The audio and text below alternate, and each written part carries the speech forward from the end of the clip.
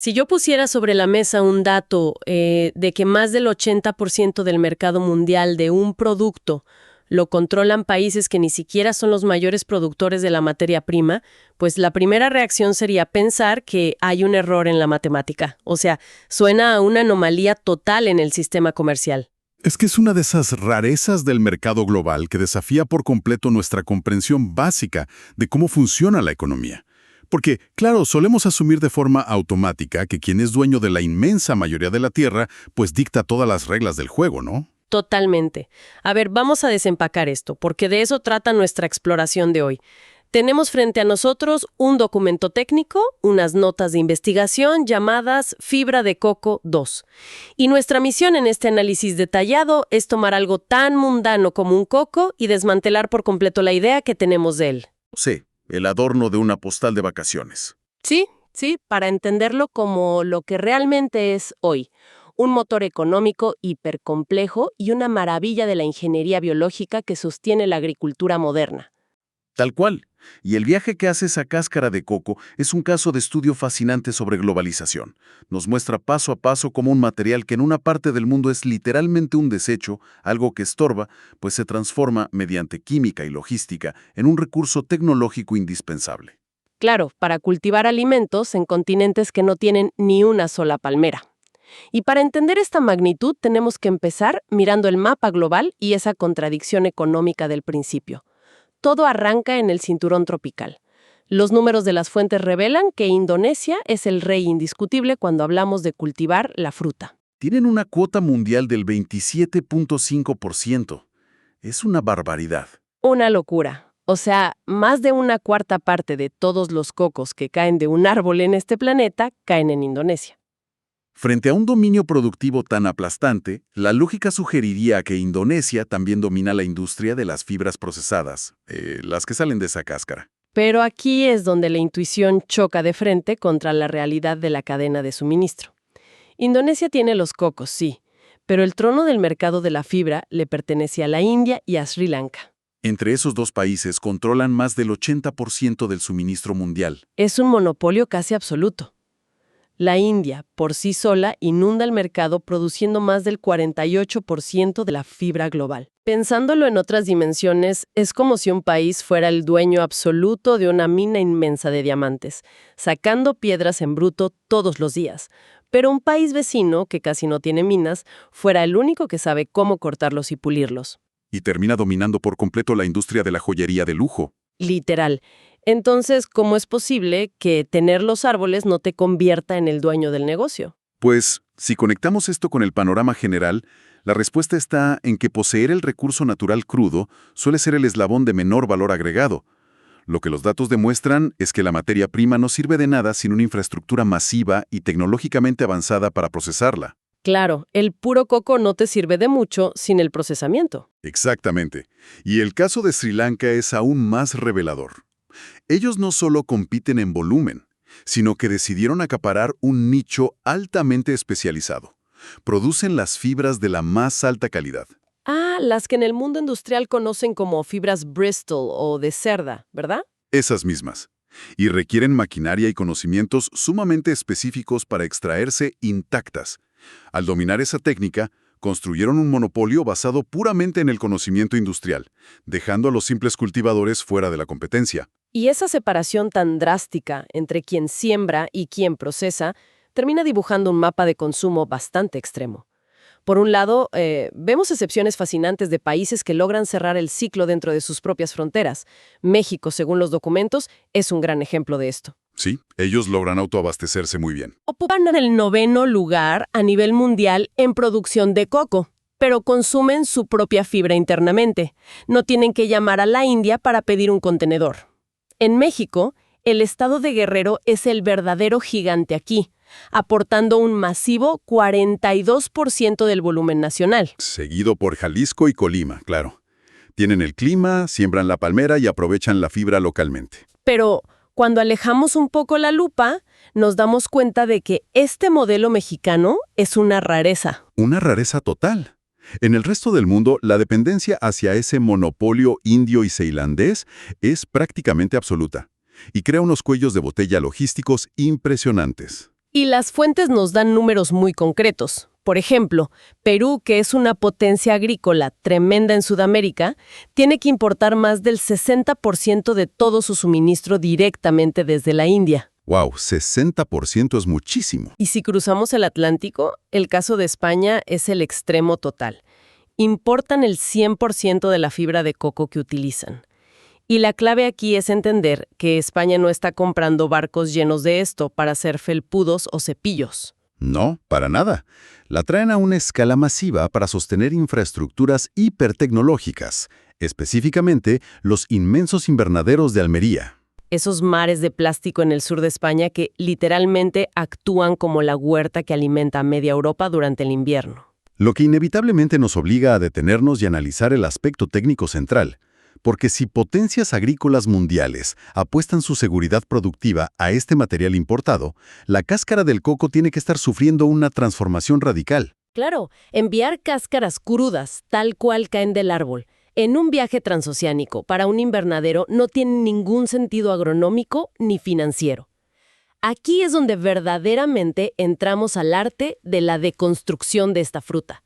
Aquí es donde se pone muy interesante. A ver, explícanos ese proceso. Supongamos que tengo la cáscara en mis manos. El primer paso lógico es separar la parte que nos comemos de la que no.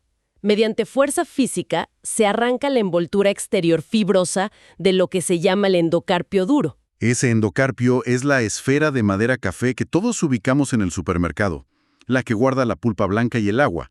O sea, para esta industria le quitan todo lo que el consumidor normal valora. Literalmente se quedan exclusivamente con lo que consideraríamos basura. Y ese es apenas el trabajo físico inicial, conocido como descascarado, porque el verdadero reto surge de inmediato. Esa basura no es un puñado de hilos sueltos, es una estructura biológica diseñada para proteger una semilla al caer desde 20 metros de altura. Sí, las fibras están firmemente soldadas entre sí. Exacto, por un compuesto llamado pectina. O sea, si yo, estando así, súper fuerte, tomo esa cáscara e intento deshilacharla con las manos para sacar las fibras, no podría. Sería prácticamente imposible a escala industrial sin destruir la fibra. Las pectinas actúan como un pegamento natural, un polímero biológico que funciona como cemento. Para liberar esos hilos valiosos sin romperlos, hay que disolver el pegamento.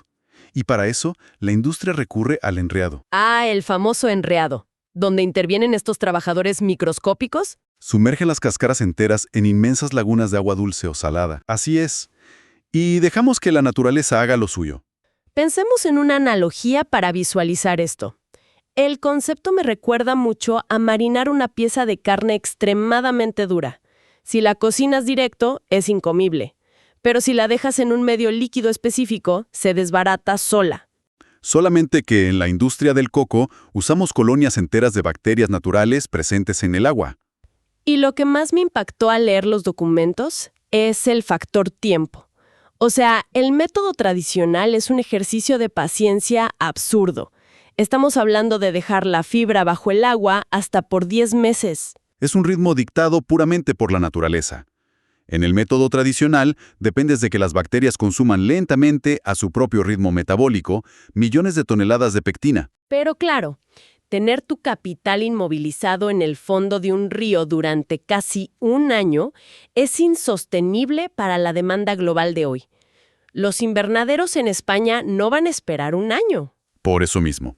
Lo fascinante aquí es cómo la ciencia moderna intervino para acelerar drásticamente esta fase, aplicando biotecnología aplicada y fuerza mecánica.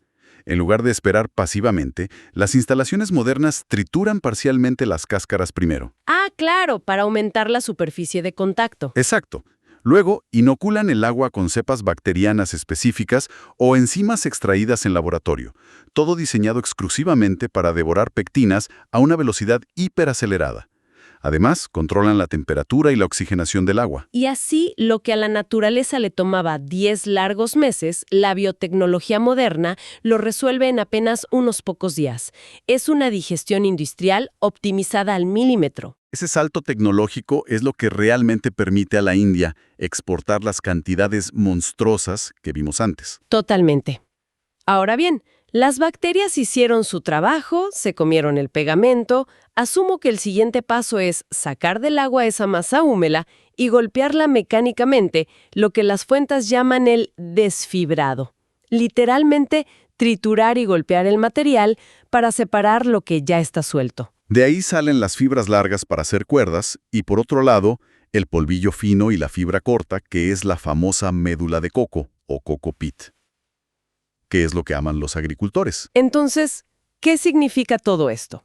Uno podría pensar que el producto ya está listo para ser empacado y enviado a los productores de tomates en Europa o arándanos en Perú. Pero a ver un momento. Leyendo esto con detenimiento, acabo de caer en cuenta de una contradicción gigantesca. ¿De qué te diste cuenta? Todo este material viene de palmeras cocoteras. Y estas palmeras crecen literalmente en las playas, en la costa de cara al mar.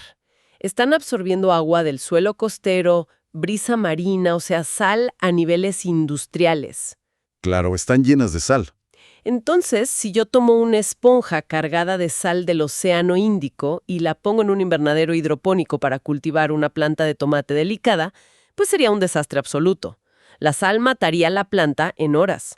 Esa deducción tuya toca el obstáculo químico más crítico de toda la operación. Y esto plantea una pregunta importante sobre cómo lidian con la salinidad. Evolutivamente, el cocotero es un sobreviviente de ambientes salinos, lo que significa que sus tejidos almacenan niveles altísimos de sodio y potasio. Y si usaras esa fibra cruda recién salida del desfibrado en un cultivo, ocurriría el famoso fenómeno de ósmosis inversa.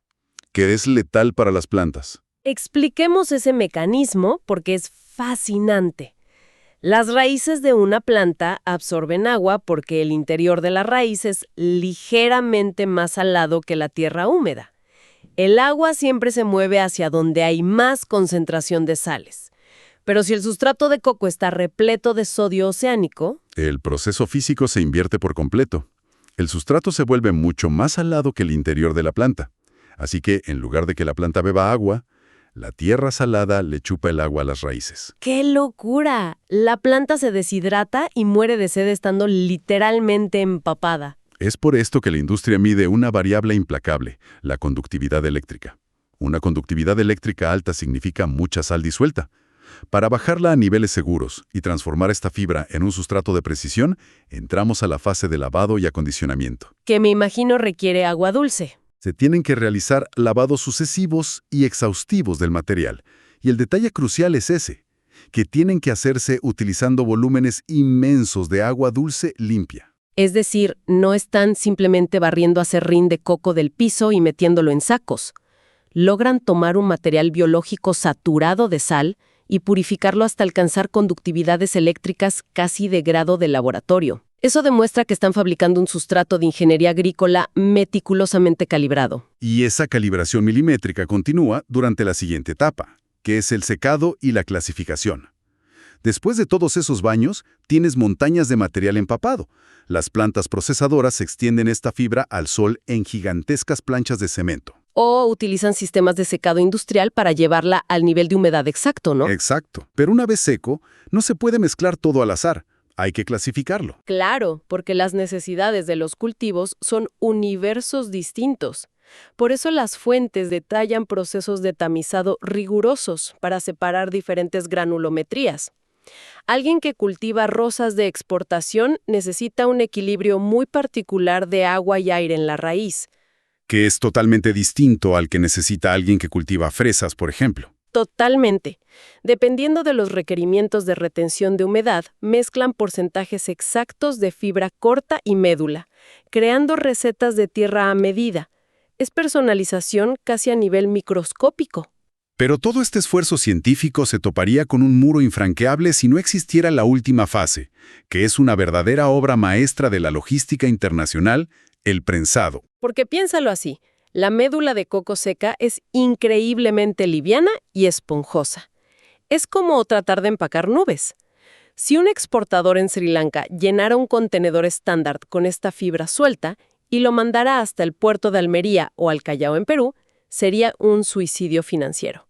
En el transporte marítimo se paga por el volumen que ocupas. Estarían pagando miles y miles de dólares simplemente por transportar aire encapsulado. Exactamente por eso recurren a prensas hidráulicas industriales colosales. toman este material ligero y le aplican presiones extremas para extraerle absolutamente todo el aire posible. Lo compactan en ladrillos duros, discos o bloques grandes que parecen piedra. Y esta compresión logra ratios de hasta 5:1. Lo que antes ocupaba 5 contenedores completos, ahora cabe perfectamente apilado en uno solo. Esto hace que el flete transoceánico sea viable económicamente. Es una maravilla de la eficiencia.